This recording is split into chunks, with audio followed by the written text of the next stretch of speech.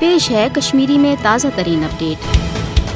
مقبوض کشیر مز کر بھارتی قابض فوجن پتمن 3 دہن دوران 9 قشر شہید۔ حیدرپور فرضی جھڑپہ مز 4 قشرن ہز غمناک شہادت پتہ آئی کولگام ضلع مز تہ مزید 5 قشر بھارتی قابض فوج کے دس ان کھل گول چلوت شہید کرنے۔ بھارتک قابض فوج مقبوض جوم تو کشیر مز اکہ جنگی حربہ رنگ قشر نوجوانن فرضی جھڑپن تو انکاؤنٹرن ہند بہانہ شہید کران تاکہ قشر نوجوان ان نہ صرف خوف و ہراسک شکار بنوت بھارت جبری غلامی نش آزادی ہز تحریک حوالہ عملی کردار ادا کرنے نشن پتھ رٹنے، بلکہ بھارت پنہ قابض فوج کے دس قشرن قتل و غارت گری ہند نشانہ بنوت مقبوض جوم تو کشیر مز قشرن مسلمانن ہز غالب اکثریت تہ اقلیتس مز تبدیل کرن یژھان۔ 1999 پہ ازیک تامتھ آئی الپل 95,900 قشر بھارتی قابض فوج کے دس مختلف فیلن بہانن تحت شہید کرنے۔ بھارتی قابض فوجس افسپا تو مابقی غیر انسانی خصوصی اختیاروں کن یت بے گناہ قشر فرضی جھڑپن مز شہید کرنچ کھل ڈیل دن آمز تتہ بھارتی قابض فوج فرضی جھڑپن تو انکاؤنٹرن مز شہید کرنے آمتن